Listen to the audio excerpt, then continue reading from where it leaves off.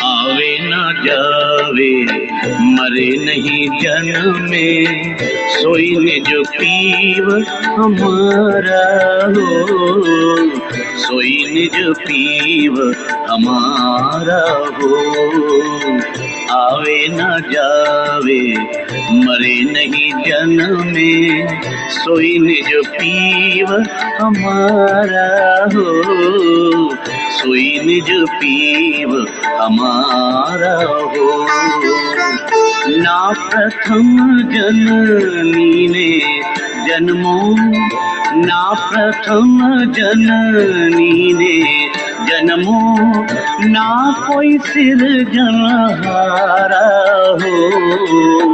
आवे न जावे मरे नहीं जन्मे, सोई निज पीव हमारा हो, सोई निज पीव हमारा हो।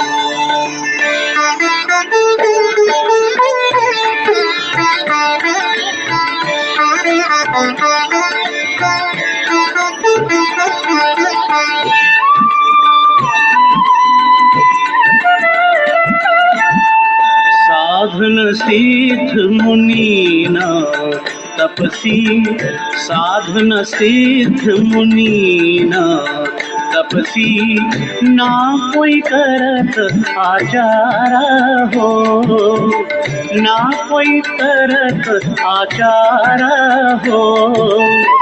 ना खट दर्शन चार बरन में, ना खट दर्शन चार बरन में, ना आश्रम व्यवहार हो।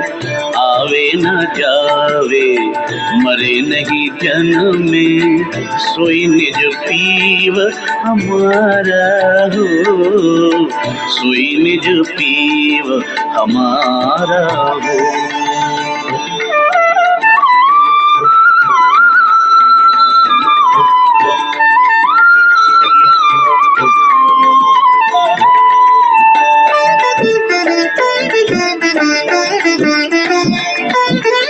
नात्रिदेवा सोहम शक्ति, नात्रिदेवा सोहम शक्ति, निराकार से पारा हो, निराकार से पारा हो। शब्द अतीत अचल अविनाशी, शब्द अतीत अचल अविनाशी, क्षर अक्षर से न्यारा हो। आवे न जावे मरे नहीं जन्मे, सोई निज पीव हमारा हो, सोई निज पीव हमारा हो।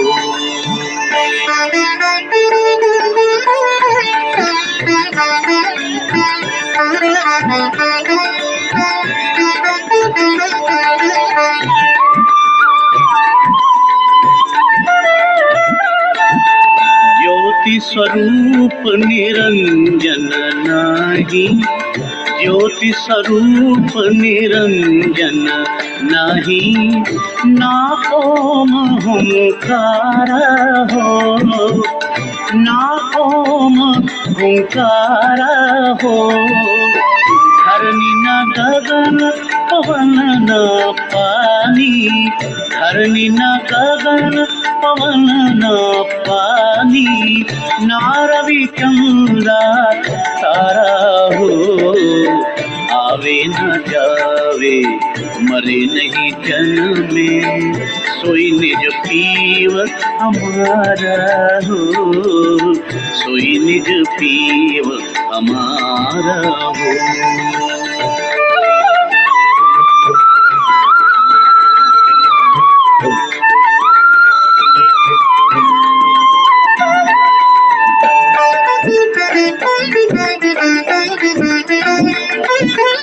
है प्रगट पर दिसत नाही, है प्रगट पर दिसत नाही।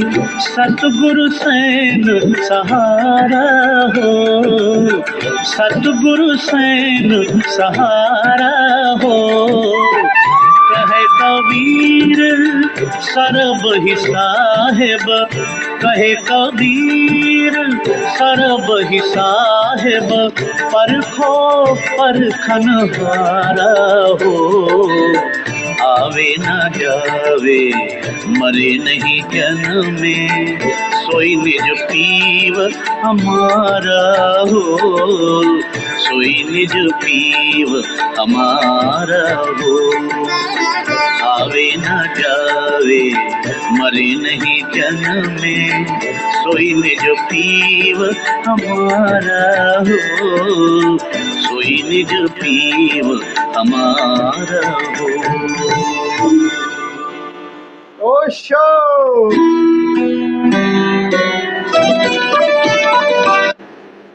बैठे बैठे।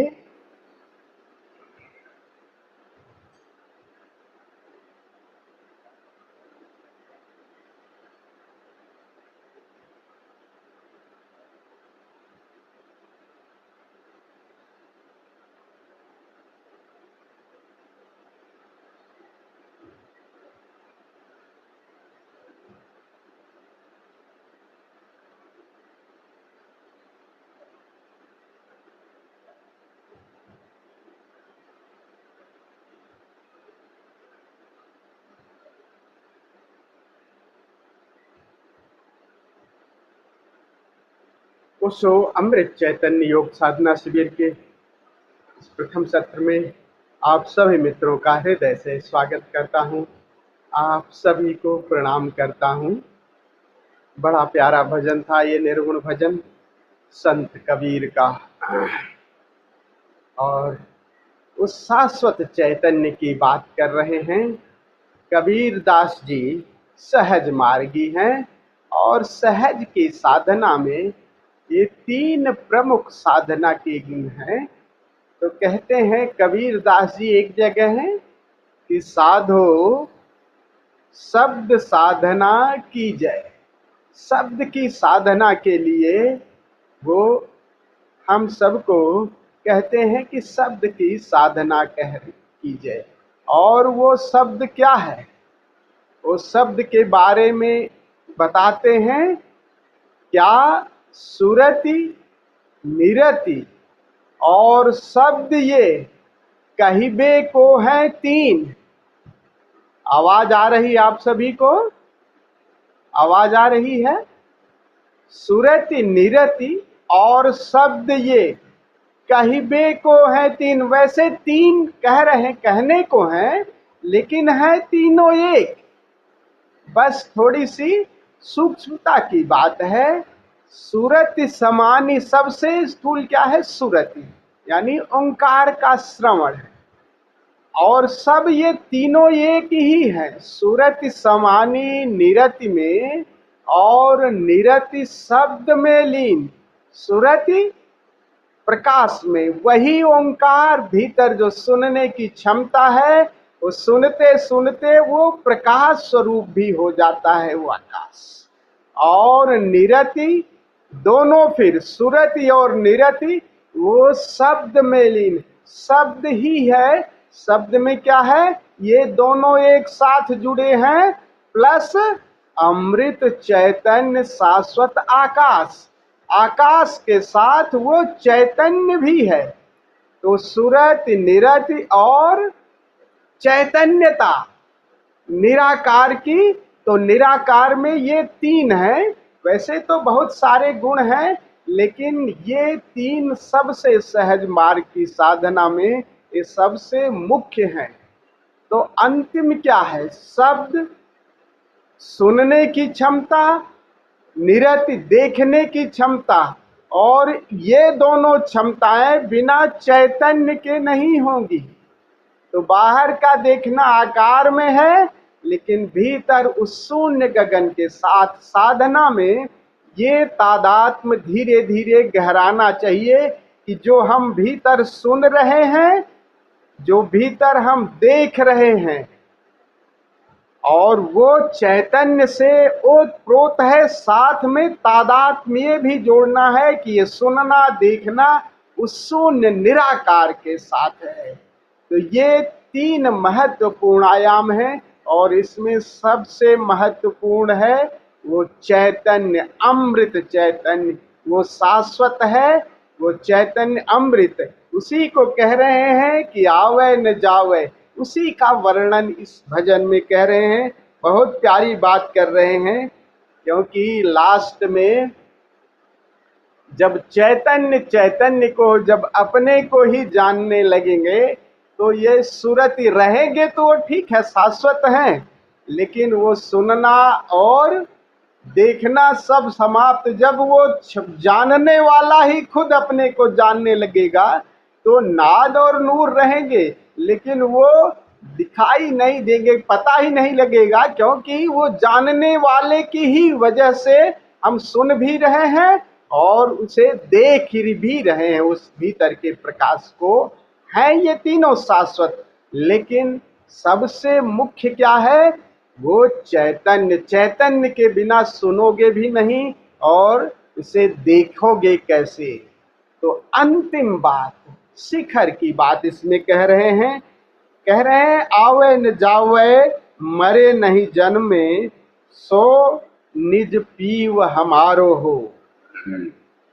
पीव शब्द पिया की बात है। पुराने जमाने में ऐसा होता है, जब शादी हो जाती थी तो बस वही एक आधार ही था, स्त्रियों का एक ही आधार था, और उसी आधार पर वो पूरा जीवन निकाल देती थी कि बस पति के अलावा और कोई नहीं। जीवन का आधार ही पति गया तो पुराने जमाने में स्त्रियां क्या आत्मदाह भी कर लेती थी। पहले की बात है, उस समय की बात कबीर कह रहे हैं कि क्योंकि पति नहीं रहा, वही जीवन का आधार है, सारा जीवन उसी के सहारे चल रहा है।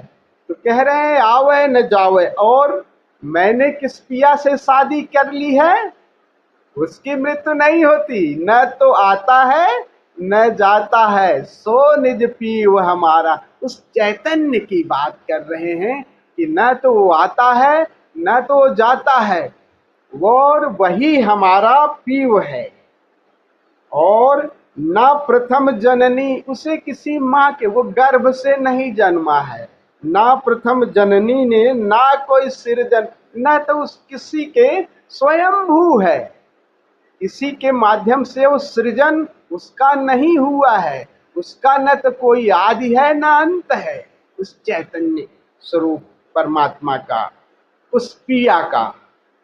साधन सिद्ध मुनि न तपस्वी, ना कोई करत आचारा, न किसी आचरण में, न किसी आचार में उसे बद्ध कर, न कोई साधना करता है, क्योंकि वो स्वयं सिद्ध है, तो क्या साधना करेगा? और न आश्रम व्यवहारा है, न कोई आश्रम है, न वो कोई व्यवहार इस तरह का करता है, सारे व्यवहार सब कुछ उसी में समाहित हैं।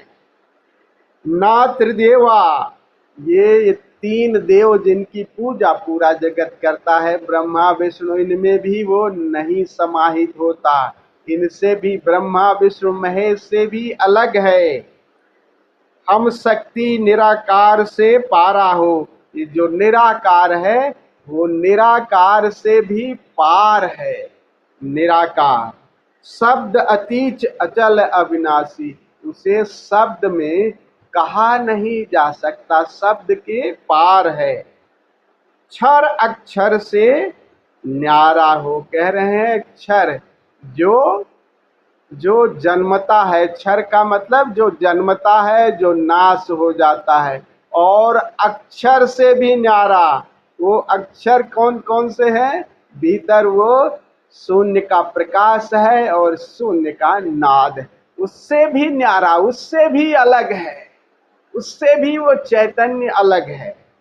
ज्योति स्वरूप करें, ज्योति स्वरूप निरंजन नाही, वो भी नहीं है जिनको हम देखते हैं, उससे भी और ज्यादा गहर, जानने वाला इससे भी, और वो भी नहीं है। ना धरती गवन पाही, नार चंदा उजारा, ये सब प्रकृति के जो हैं ये सब एक दिन विदा हो जाएंगे। और भीतर वो जो अनहद नाद है, भीतर जो प्रकाश है, वो भी जिस दिन जानने वाला स्वयं को जाने, अंतिम बात की कह रहे हैं, चैतन्य जिस दिन स्वयं को बिना चैतन्य के तुम न देख सकोगे न सुन सकोगे, भीतर इस शाश्वत ओंकार को, शाश्वत प्रकाश को कह रहे हैं ये इन सब से भी वो अलग है प्रगट पर दिशत नाही सतगुरु सैन। कह रहे हैं वो देखो तो घट घट में सब जगह प्रगट रूप से है, सबसे सब में है, लेकिन वो दिखाई नहीं दे रहा। वो चैतन्य स्वरूप, वो पीयू कहाँ दिखाई दे रहा? दिखाई नहीं दे रहा है, केवल गुरु ही उस पर इशारा करता है। उसी शाश्वत अमृत चैतन्य की बात कर रहे हैं कि क्योंकि वो दिखाई कैसे देगा? आंख को तुम देख सकते नहीं सकते, आंख को कैसे देखोगे? आंख को जिस दिन देखोगे, आंख को कभी नहीं देख सकते। आंख पूरे शरीर को देख सकती है, लेकिन आंख खुद अपने को नहीं देख सकती। जिस दिन पलट करके अपनी तरफ जाओगे, उस दिन सब कुछ नहीं देख पाओगे न सुन पाओगे। तो कह रहे हैं कि जिस दिन ये अपने में, वही कह रहे हैं कि सद्गुरु सब जगह रो रो में वो समाया हुआ है, लेकिन वो दिखेगा कैसे? क्योंकि वही तुम हो। देखने का मतलब है कि द्वैत, तुम वही हो, उसे देख कैसे सकते हो? तुम वही हो सकते हो। तो कह रहे हैं सब जगह है, प्रगट में भी अप्रगट में भी, सब में समाया हुआ है। कह रहे हैं परखो परकनहारा हो, आवे न जावे मरे नहीं जन्मे, सोई निज पीव हमारा। न आता है न जाता है, न उसकी जन्म है न मृत्यु है, वह शाश्वत अमृत चैतन्य ही हमारा पिया है, हमारा प्रीतम है, हमारे जीवन का आधार है, मूल हमारा वही है। कबीरदास जी शिखर की बात, चैतन्य की बात कर रहे हैं। हम लोग पिछले 2 दिनों से इसी यात्रा पर हैं। भीतर जा मरनी ते, जीते जी मरने की कला सीख रहे हैं। आज भी हम उसी प्रयोग को करेंगे। भगवान शिव की विधि नंबर 9 तो कहते हैं कि तुम मृतवत मर जाओ, जीते जी मर जाओ। और इसी विधि से महर्षि रमण को, यही विधि से वो संबोधि को उपलब्ध हुए थे। तो जीवन में अगर हम जीते जी मरने की कला सीखनी है, तो जो मरण धर्मा है उसे जानबूझ करके, जैसे आदमी मरता है ना, मरता है तो क्या क्या चीज खत्म हो जाती है? वो पहले तो शरीर जो हिलना डुलना है वो बंद हो जाएगा, श्वास विदा हो जाएगी, दिल की धड़कन विदा हो जाएगी, और फिर तब वो भीतर, तब उसके प्राण पखेरु जीते जी मरता है। तो मरता है आदमी तो पहली दफे क्या अनुभव होता है? अरे अब तो हाथ पांव नहीं हिल रहे हैं, हाथ पांव नहीं। तो इसी को हम लोग जानबूझ करके जीते जी मरने की कला को सीखेंगे। और इसी विधि से कई संत उपलब्ध हुए, उसमें महर्षि रमण है। और दूसरी इसी में 9वीं विधि में, तंत्र सूत्र की 9वीं विधि में 4 विधियां शामिल हैं। एक विधि और है जिससे मेहर बाबा संबोधि को उपलब्ध हुए। मेहर बाबा केवल कहते हैं भगवान शिव पार्वती से कि हे देवी, किसी वस्तु या उसको देखते रहो और घूरते रहो, घूरना, अपलक घूरना ही बन जाओ, पलक बिना झपकाए।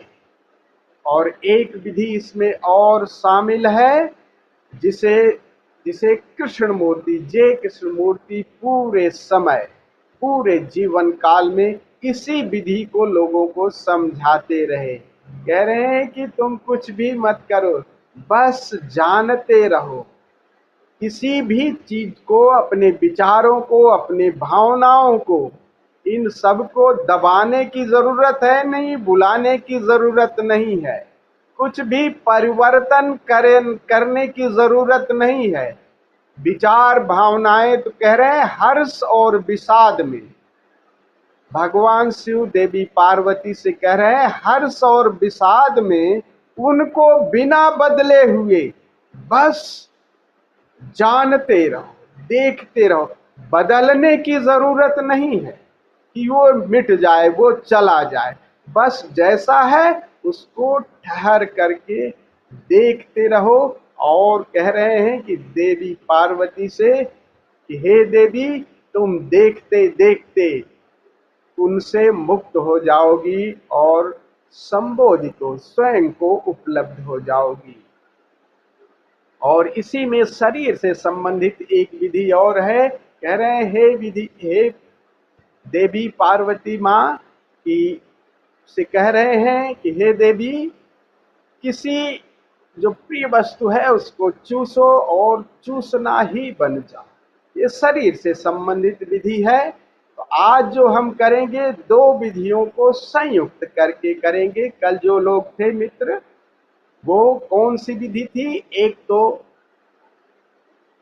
जो जी कृष्णमूर्ति कह रहे हैं कि हर्ष और विषाद में ठहरे रहो, बिना परिवर्तन के। जो भी है, जो भी विचार आ रहे हैं, उनको बस ठहर करके देखते रहो।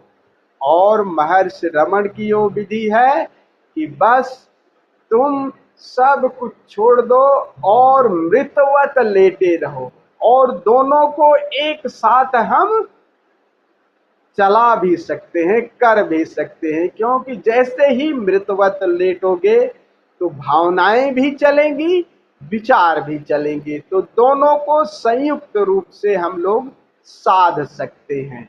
तो आज हम इसी विधि को करेंगे। इनमें जो हम करेंगे, दोनों विधियां शामिल रहेंगी।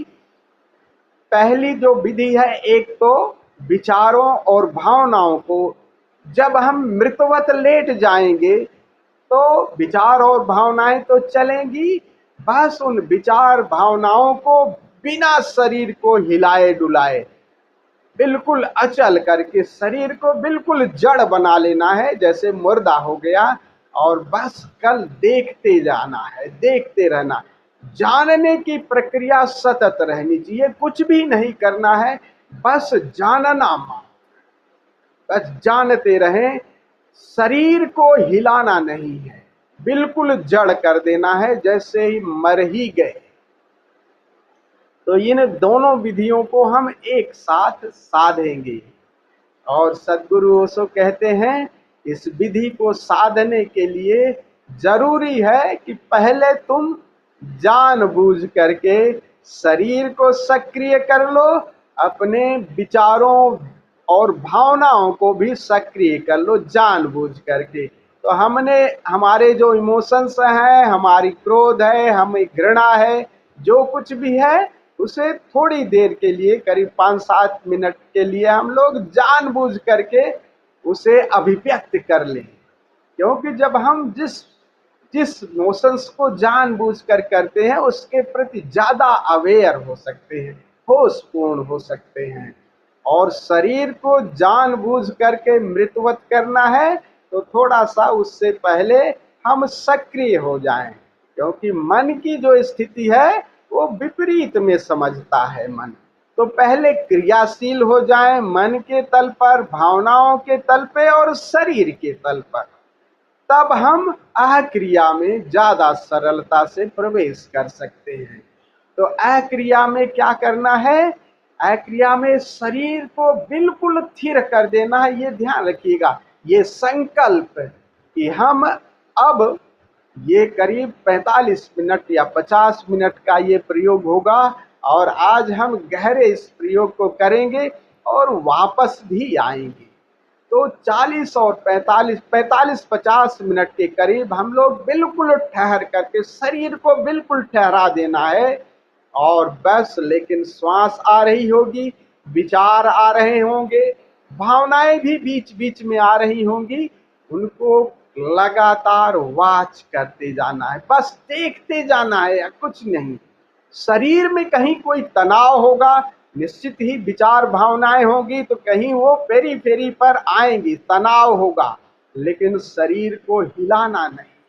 अब जो भी हो जाए, मृत हो गए, मुर्दा हो गए तो बिल्कुल हिलना डुलना नहीं है, लेकिन वो जागरण का दिया, बस जानने का जो वो दिया है वो जलता रहे, जानने की क्षमता को कल्टीवेट करते रहे, तो जानना लगातार चलता रहे। और देखेंगे कि जानते जानते ये आगे फिर शरीर भी और विचार भावनाएं सब धीरे धीरे विदा होती हैं और एक शून्य अमृत चैतन्य आकाश में सहज ही डुबकी लग जाती है।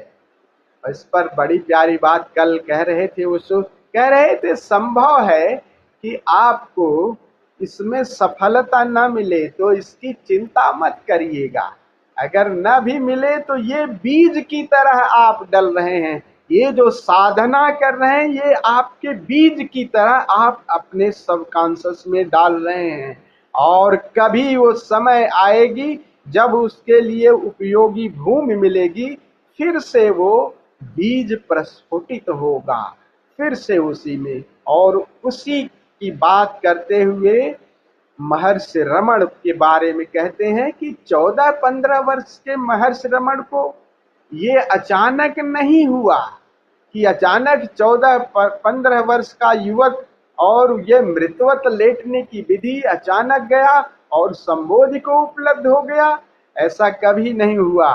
कहते हैं निश्चित ही वो महर्षि रमण का पिछले जन्म में वो बीज की तरह उनके भीतर रहा होगा, और फिर वो बीज समय पर फूटा और वो बना वो वृक्ष, क्योंकि बीज का समय मिला। समय क्या मिला? यही मिला कि अचानक उनके आसपास कोई प्रियजन की मृत्यु हो गई।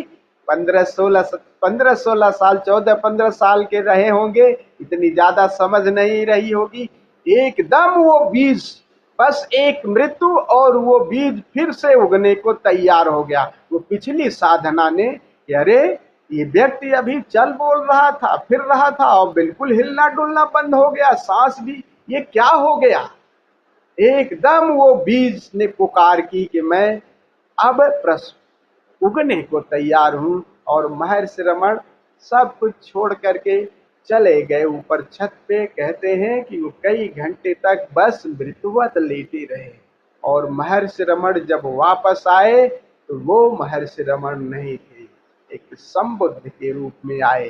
तो ये हम प्रयोग करेंगे, जो भी है प्रयोग, सफलता असफलता की बात नहीं है, बीज के रूप में आ जाए तो वो कभी भी उसके लिए उर्वरा भूमि मिलेगी, तो फिर वो प्रस्फुटित होगा। हम लोग इस प्रयोग को करेंगे, आप सभी लोग राजी हो? राइट। आज जो हम लोग प्रयोग करेंगे, पहले करीब 5-7 मिनट श्वास का प्रयोग है, फिर रेचन है। रेचन में आपके जो हर्ष और विषाद है, क्रोध है, घृणा है, वो जानबूझ करके उलीच दे। तो श्वास के प्रयोग से थोड़ा सा श्वास का प्रयोग और शरीर की ऊर्जा को जगा लें और शरीर को भी राजी कर लें, और कैथारसिस से जो भीतर का जो आवेग है थोड़ा बहुत निकल जाए, उसको सफाई कर दे, तब अवलोकन देखना, ठहर करके देखना ज्यादा सरल हो जाएगा, शरीर तब राजी हो जाएगा। सीधे अभी या लेटेंगे तो शरीर हरदम हिलता रहेगा, तो अभी शरीर को जितनी गति देनी है उतनी पूरी हम गति दे देंगे करीब इन 10-15 मिनटों में, ताकि शरीर और विचार का थोड़ा बहुत जो मोटा मोटा कचरा है वो निकल जाए, तब ठहर करके देखना आसान हो जाएगा। तो शुरू में श्वास का प्रयोग है, श्वास से पहले करीब 1-1.5 मिनट के लिए हम थोड़ी सी जॉगिंग कर लेंगे, ताकि हमारे दोनों नासारंध्र खुल जाएं और श्वास का प्रयोग तब आसानी से हो जाएगा। फिर करीब करीब करीब 7-8 मिनट का ये प्रयोग है श्वास का। 7 मिनट का श्वास का प्रयोग करेंगे, फिर एक बेल बजेगी, तब आपको रेचन करना है। रेचन जिब्रिश करें, आप क्रोध करें, जो भी करना है मुद्राओं के माध्यम से, जो भी पिछला क्रोध कहीं हो उसको फिर से रिमेम्बर करें, याद फिर से करें। कभी कोई पति ने आपको सताया हो, पत्नी ने सताया हो, किसी ने कोई बहुत खूब सताया हो किसी, उसको याद करके पूरे क्रोध को रिलीज कर दें, पूरा सब कुछ निकाल दें और निकाल दें ताकि पूरा अंतस थोड़ा सा निर्जरा हो जाए। फिर ठहर करके बाकी जो सूक्ष्म जो है उनको देखते देखते उसको शून्यता में, उस चैतन्य आकाश में प्रवेश हो जाता है। तो ये हम लोग प्रयोग करेंगे। तो चलिए खड़े हो जाते हैं। हाँ, ध्यान रखिए कि समाधि जब हम लोग ये प्रयोग करेंगे तो अंतिम प्रयोग में हम लोग 50 मिनट बाद करीब फिर से वापस आएंगे। तो 50 मिनट्स आपको बिल्कुल जड़ होकर के, ये संकल्प लीजिए आज जरूर, जड़ होकर के 50 मिनट जैसे मुर्दा पड़ गया, कुछ होने वाला नहीं है। शरीर कई बार कहेगा, मन कई बार करेगा कि अरे अब खोपड़ी भन्ना रही, बनाने दो, देखने वाला है मौजूद, उसे होने दो जो भी हो रहा है। लेकिन एक संकल्प कि 50 मिनट्स तक हम बिल्कुल नहीं हिलेंगे, तो 50 मिनट तक बिल्कुल नहीं हिलना है। बाहर जो नेचुरल साउंड आती है उनको आने देगा, लेकिन घर परिवार के लोगों से कहिएगा कि कोई दरवाजा ये ना खटखटाए, दरवाजे को बंद कर लीजिएगा। फिर हम 50 मिनट बाद आपको फिर से वापस ले आएंगे। तो ये थोड़ी सी सावधानी रखनी है। देखना, बस मात्र देखना, ठहर के देखना, केवल मात्र। और उस देखने में सब कुछ समाहित है। बाहर की भी आवाजें हैं, बाहर का शोर भी है, जो भी है, ध्वनियां भी है, लेकिन ये ध्वनियां अब और गहरे में अंतर्ध्वनि है, अंतर्दर्शन भी है। देखना, देखना और दर्शन और ध्वनि का भी देखना। देखना यानी जानने को कल्टीवेट करना है, इसमें शाश्वत चैतन्य को, अमृत चैतन्य को देखते जाना है। जो सुना है उसको भी सब कुछ देखते जाना है, जानना मात्र रह जाना है। तो चलिए प्रयोग करते हैं।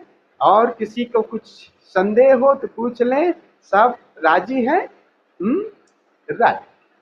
तो खड़े हो जाइए। खड़े होकर के पहले 2 मिनट जॉगिंग के माध्यम से अपनी ऊर्जा को हम जगा लेते हैं।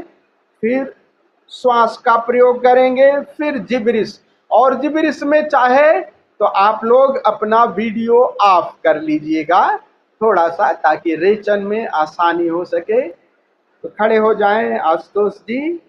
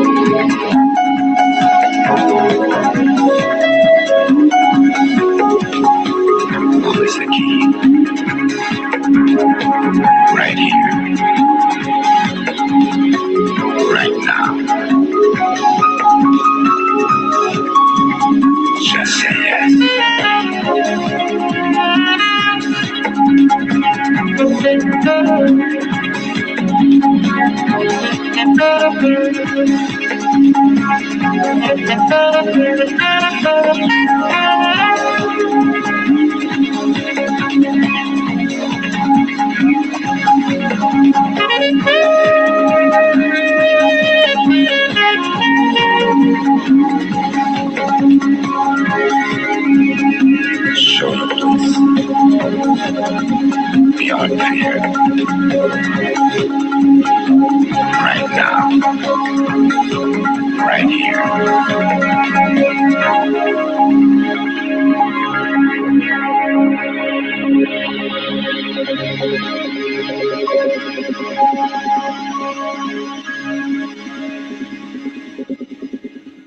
अभी अगला प्रयोग श्वास का करेंगे।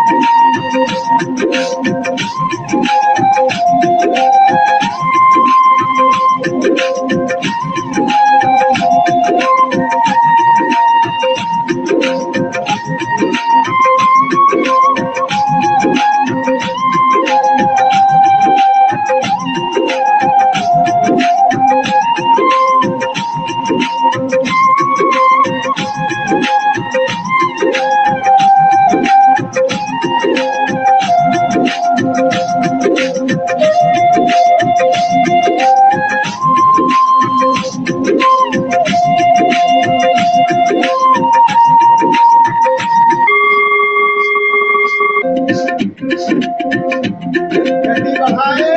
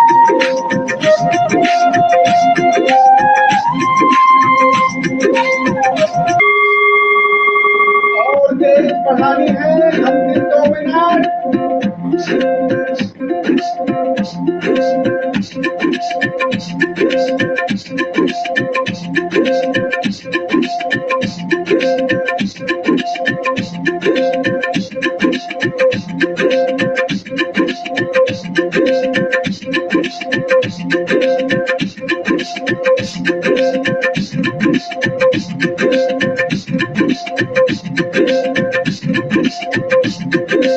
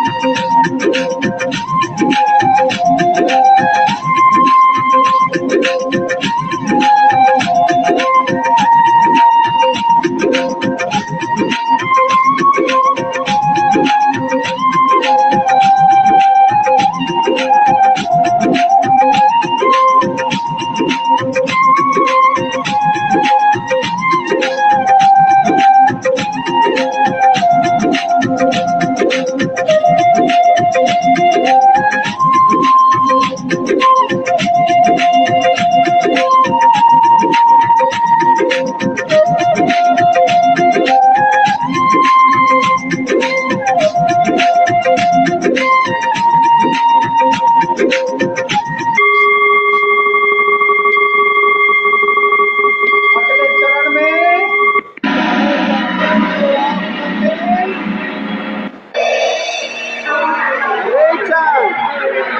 भीतर के सारे आवेगों को बाहर खींच के 10 मिनट में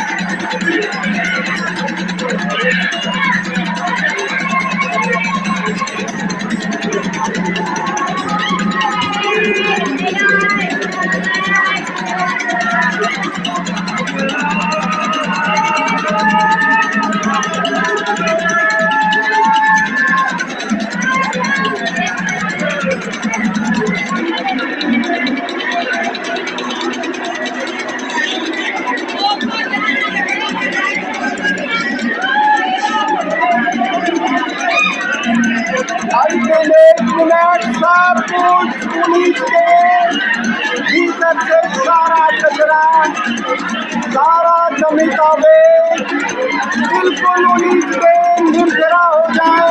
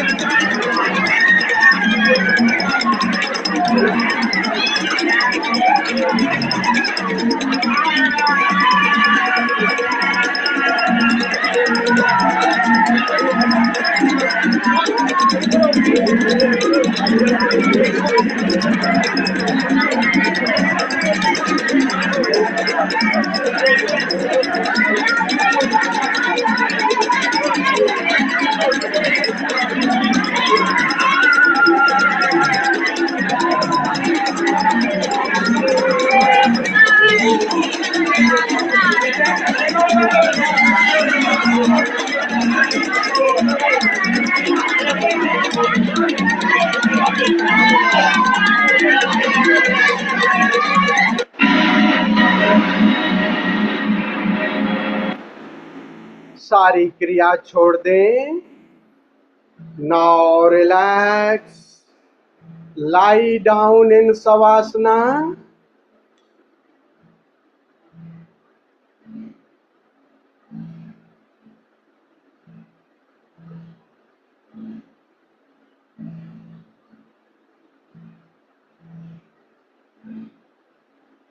शरीर की ऊर्जा जग गई, शरीर राजी हो गया,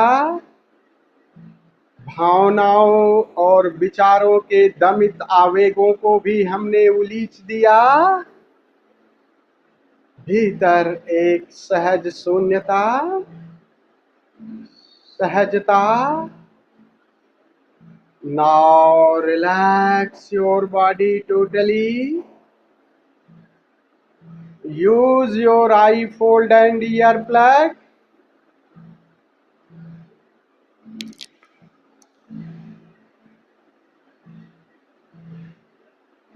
शरीर को बिल्कुल शिथिल छोड़ दें।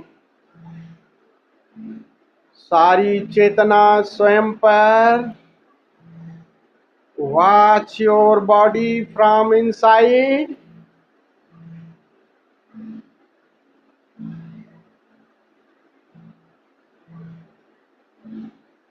एक एक अंग को ढीला छोड़ते जाएं, शिथिल।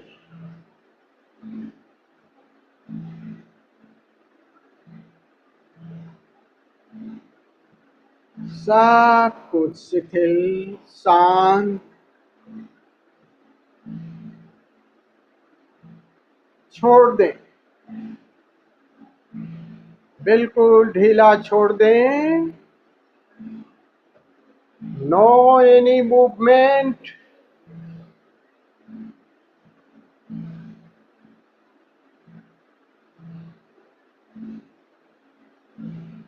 सिर से पांव तक बिल्कुल सब एक एक अंग शिथिल हो गया।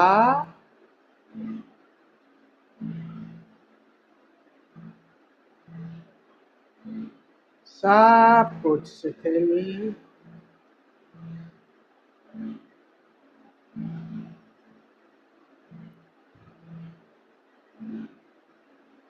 श्वास भी शांत हो गई, श्वास भी शांत होती जा रही।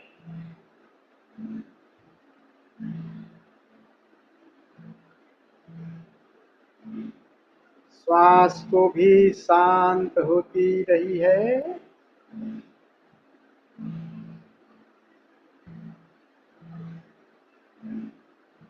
श्वास भी शांत हो गई।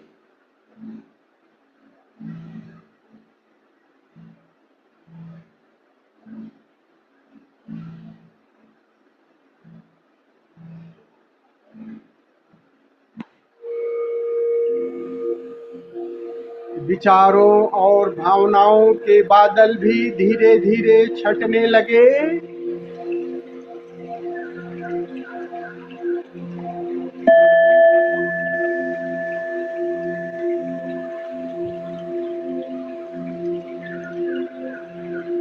विचारों और भावनाओं के बादल भी छटने लगे।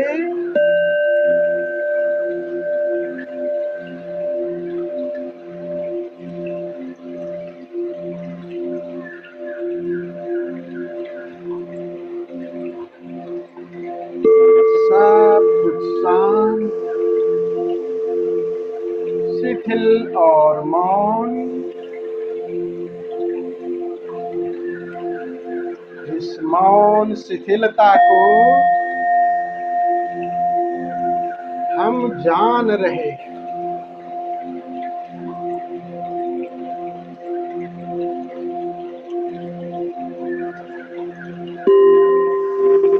शरीर मुर्दे की भांति पड़ा है, मृत शरीर अब हिल नहीं सकता।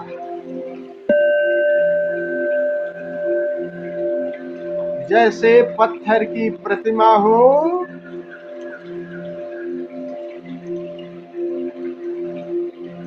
मुर्दा बिल्कुल नहीं हिलता, कहीं कोई तनाव हो है, but don't move, but be aware.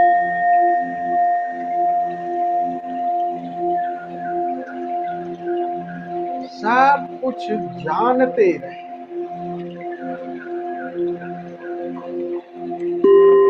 शरीर से दूरी बन गई, मानो इस मुर्दा पड़े शरीर को हम देख रहे, जान रहे।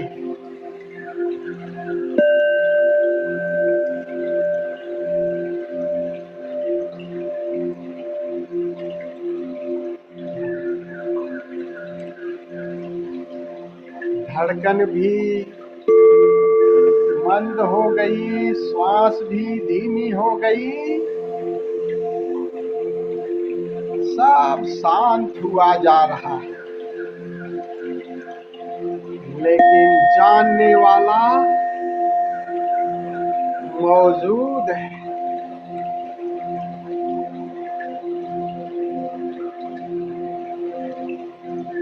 बाहर की कोई ध्वनियां हैं,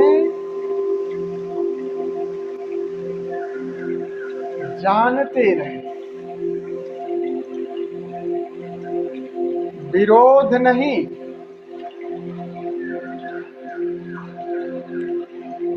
अविरोध।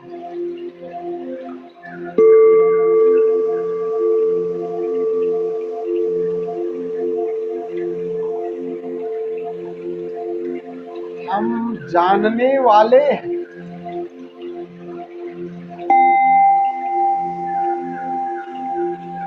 ये आकार तो आज है, कल नहीं रहेगा। ये शरीर, ये श्वास, ये धड़कन, ये विचार, ये भावनाएं कल सब छूट जाएंगे। लेकिन जानने वाला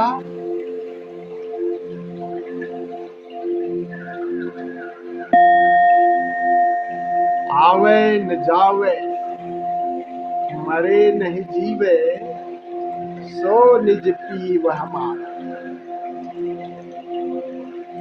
सो निज पीव हमारा।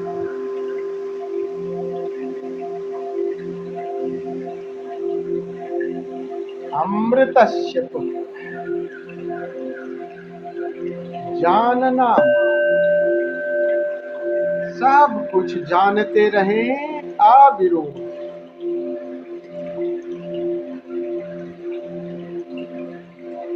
But no any movement from periphery. बस जानते रहे। जैसे दूर से किसी मृत शरीर को, किसी विचार भावनाओं को आप देख रहे हैं, जान रहे, अविरोध। सब स्वीकार भाव से बस जानते रहे। 50 मिनट बाद फिर वापस आऊंगा, जानते रहे, अविरोध जानते रहे।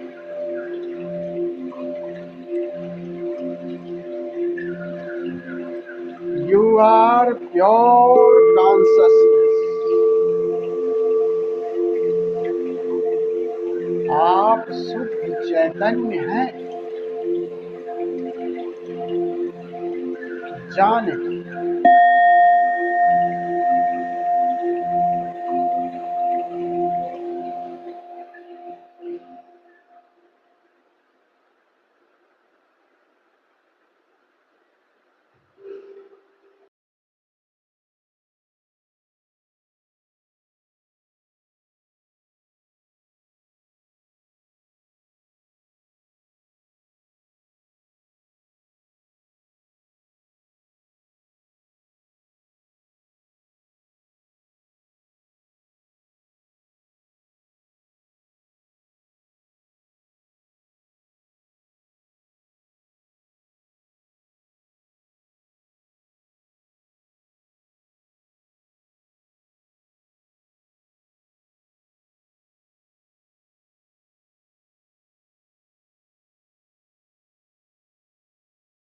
धीमी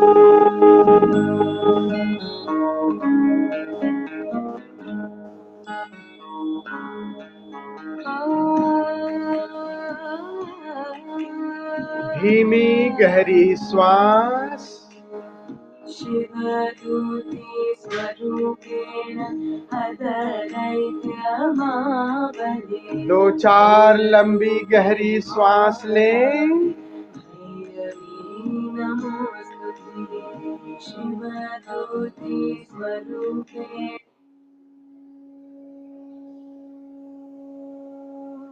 Come back from समाधि।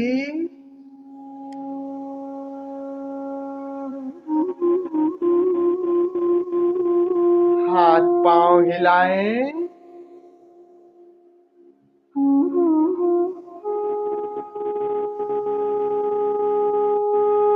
अंगड़ाई लें।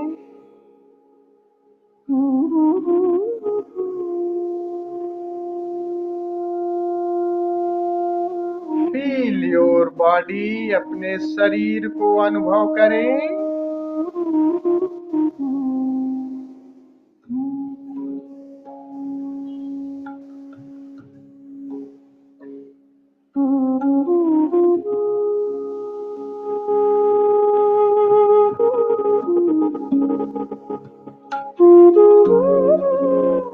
बहुत आहिस्ता से उठकर बैठें।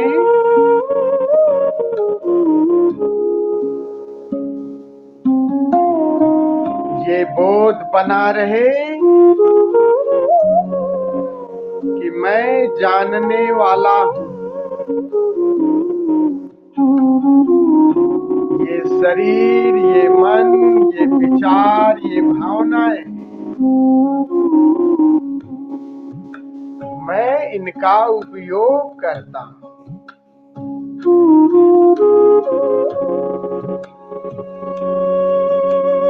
मैं न शरीर हूँ, न मन हूँ, न भाव हूँ।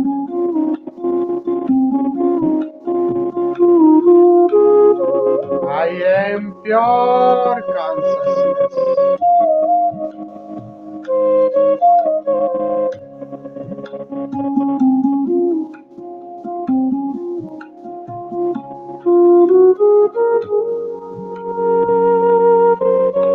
अपने आँख कान खोलें।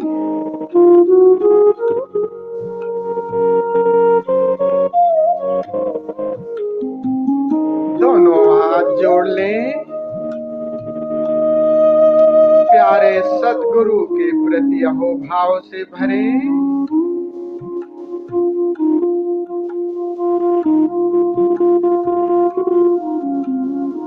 शुक्रिया सतगुरु, शुक्रिया।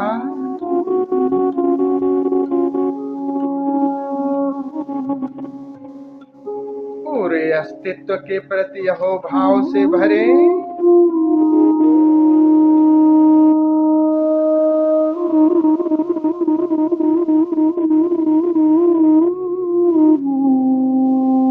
सभी संतों बुद्धों के प्रति अहोभाव।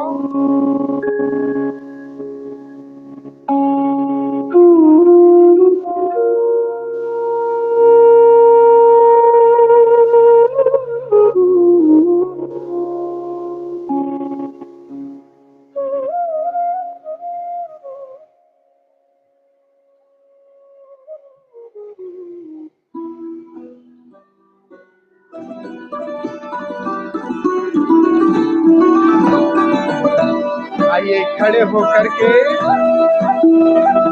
या बैठ करके थोड़ा सा उत्सव मनाते हैं, फिर विदा होते हैं।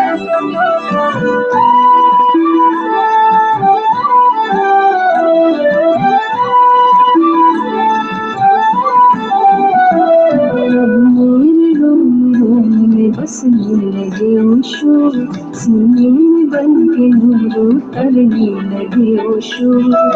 मेरे रोम रोम में बसने लगे ओशो, सीने में बन के नूर उतरने लगे ओशो। उतरने लगे ओशो, उतरने लगे ओशो। मेरे रोम रोम में बसने लगे ओशो, सीने में भर के नूर उतरने लगे ओशो।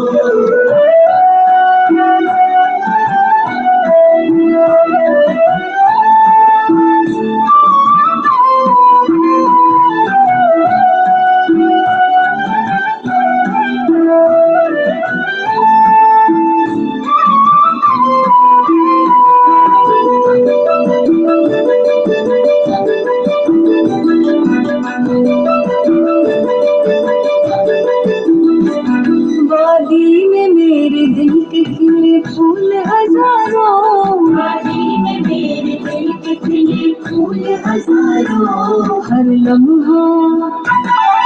लम्हा बन के खुशबू महकने लगे ओशो, हर लम्हा बन के खुशबू महकने लगे ओशो। अब मेरे रोम रोम में बसने लगे ओशो, सीने में भर के नूर उतरने लगे ओशो।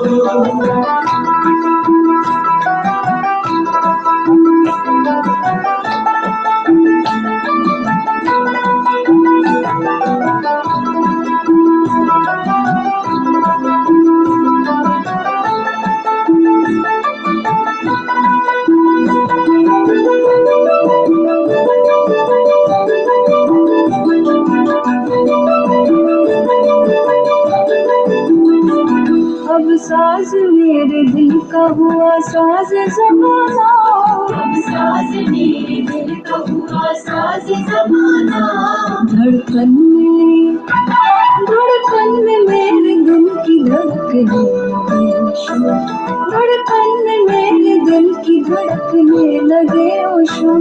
अब मेरे रोम रोम में बसने लगे ओशो, सीने में भर के नूर उतरने लगे ओशो।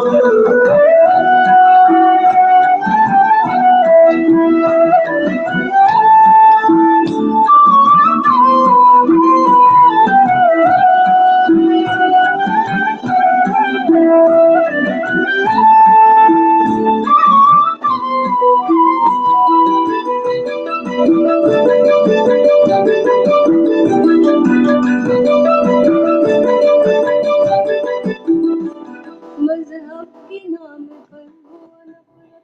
सत्र को विराम देते हैं। बहुत बहुत शुक्रिया आप सभी मित्रों का। जय ओशो।